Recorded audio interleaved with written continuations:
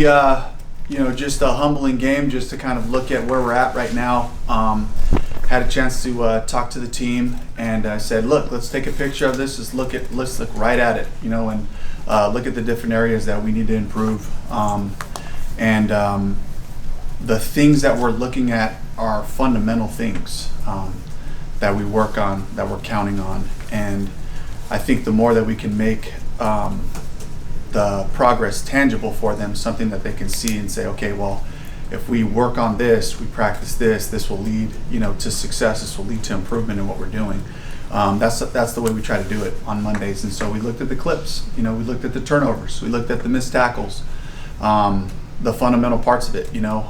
Looked at the processes at the line. Against some pretty challenging looks, some pretty challenging pressure looks that we can certainly sort out, that we have done in the past, and to make sure that we're on the same page. So, we just watched it together as a team, started with special teams clips and went to offense, went to defense, and said, let's look at this and let's take a step forward. And we know what we're working on going into this week. You mentioned the looks for the snap and the pre-snap. Yeah. You had 2 drives that were around 5 minutes each, with very limited first down earned. Yeah. How do you guys kind of, I don't want to say more urgency, but how do you get this snap off quicker? Or is that strategic that you guys are leaving it down to the last couple of seconds? Yeah, no, it's not. That's something that we want to get better at. So we'll be attacking that this week. And you guys, 7 straight games have given up 200 or more rushing yards. Yeah. You brought up the tackling.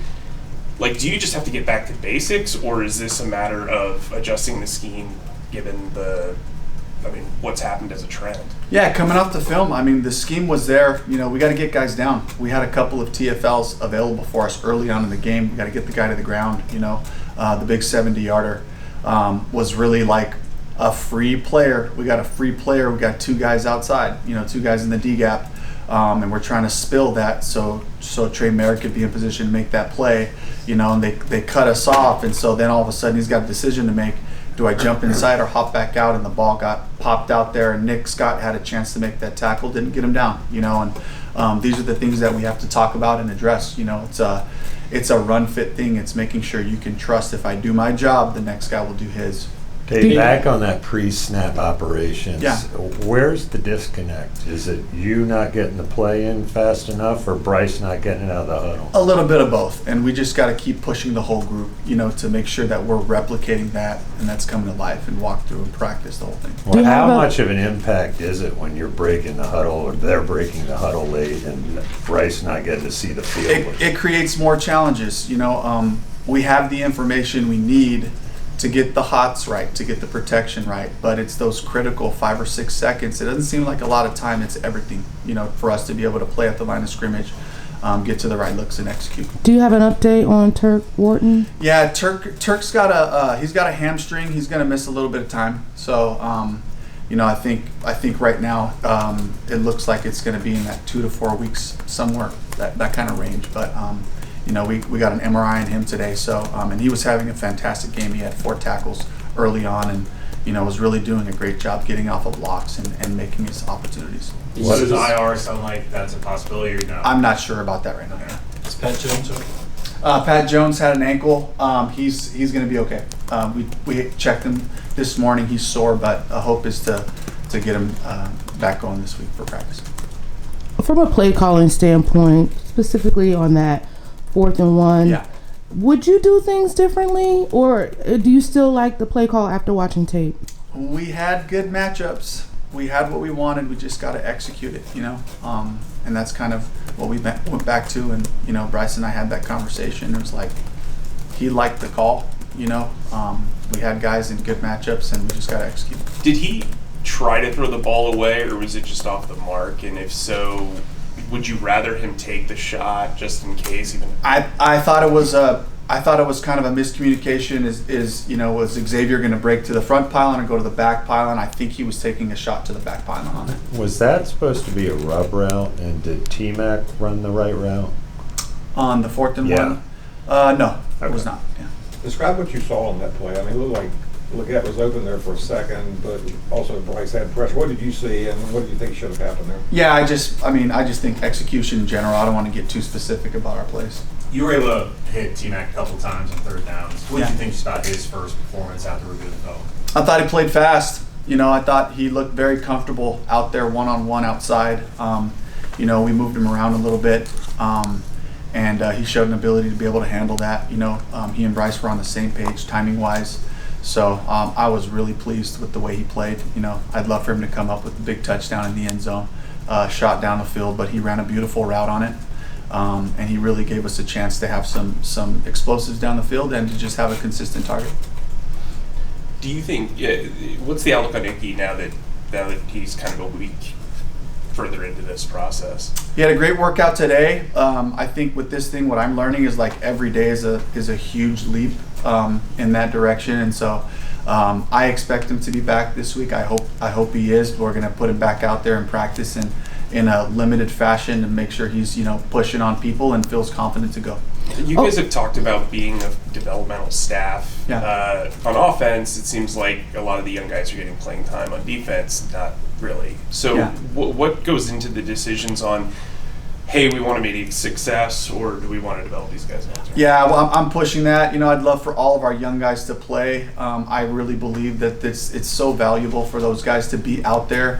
Are they going to be perfect? No. Will every rep that they take be valuable and beneficial for their future? Yes. And so I would love for those guys to get opportunities out there so that we can see what we have.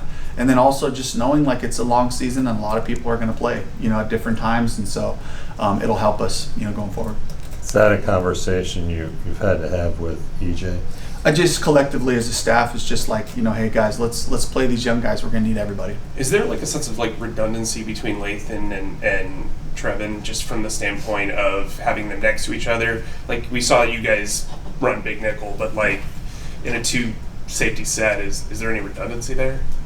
I think that they're both pretty versatile guys, so I don't think it's completely that way, but I think Lathan will get his chances, and as he continues to do the right things and show the type of play style that we've seen from him, I think he'll give us confidence, to give him a shot at some point. But right now, I like the group the way they're at, and we just have to continue to get better at our football. Yeah, I know the run defense was a concern last year, and it's something you worked to improve on. How much did not having Wharton in there impact things? But also, what did you see on tape when, giving up 200? I just saw a couple of explosive runs, to be honest. I thought that we played the run consistently pretty well, but I thought that we gave up big plays. We gave up a 70, we gave up the reverse touchdown, and then we gave up a couple of explosive runs in the 4-minute. Those ones hurt because we talk about finishing. We talk about just continuing to play right regardless of what the situation is. And they got a couple of explosive runs there late, and I think you add those three up, that's about 100 yards. And you don't want that. That's how these days happen, but I just felt like if the guys were in the right spot, we were playing stout up front, we were playing with technique, and then there was a lapse and there was a big play. That's the NFL. We have to be consistent about it. Generally, Obviously, he's played this defense two times last year, but also he's got a background with the Rams and obviously Evero. They really attacked the box in the middle of the field early. Why do you think they were able to find success there? Great scheme. I give a lot of credit to Liam and to that staff. Shane Waldron, guy that I know that we have history with. John Van Dam, Chad Morton, Keli'i Kekuebo, who was with us last year as well. It's a really good staff, and I thought they did a great job of preparing those guys to play us and execute. generally speaking, sometimes when you look at the tape, it might not be as bad as you thought it was, or not as good as you thought it was. Where did you land? I landed disappointed and encouraged, and that's really, I can sense that from this group as well. I can sense that they know that we have a team that can be good, that can play a really good brand of football. I can sense that from the feeling I got in our team meeting. The look in their eyes, the disappointment afterwards, but also this sense of like, guys, we can do better than this. I think we have a really talented group on the offensive side. I think we have a really talented group on the defensive side. Our special teams units covered well with a bunch of young guys out there. They protected well in punt. punt protection and some of those things. And I think the pieces that I saw watching the film directly afterwards, getting up this morning and watching parts of it with the offense, parts with the defense, and having our conversations, I just feel good about this team. I don't feel good about the team that we put out there on Sunday in terms of the execution and the fundamentals. Kind of We'll do a couple more. When it's things that I feel like we can coach, when it's things that I feel like we can help them with, I feel very confident that this group will be able to come together and play good football. What Looking back at what it. did your owner say about, how did he feel about the performance? You said you didn't like the team that was out there. What did he say to you afterwards? We had some great conversations. Going back to just what you were saying, Devash, on that note, both JC and Nick Scott mentioned yesterday, like, the danger can be if guys start merging this today with what happened last year. So that's what we have to protect against. Just from your position as the head coach, how do you protect against that? Yeah, you just build. You build and you grow. You know, that's what these weeks are about. It's so valuable. The game has a way of just telling you the truth. And so we go right to it and say, guys, this is where we're at. Like, this is us. Let's own what was out there today. And then let's get back here. Let's make corrections and let's improve daily. Let's continue to push our football forward, you know, and own the things that we own. And find new mistakes to make, find new lessons to make. Let's move beyond the things that we've grown through and we've become very proficient at, and all those things. So I think that's the mentality for the group.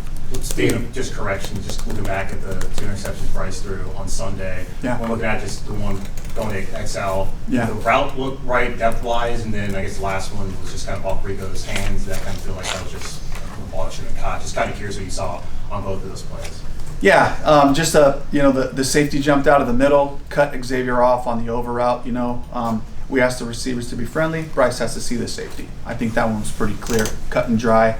And then the check down, you know, is just a little bit off mark to Rico's left. But again, you know, Bryce is finding a little window to sneak the ball out of there. So I think that's a chemistry thing. I think we just have to continue to grow with each other and find those lanes where I have a visual confirmation. Here it is, you know. So Should he have slid on the one where he fumbled?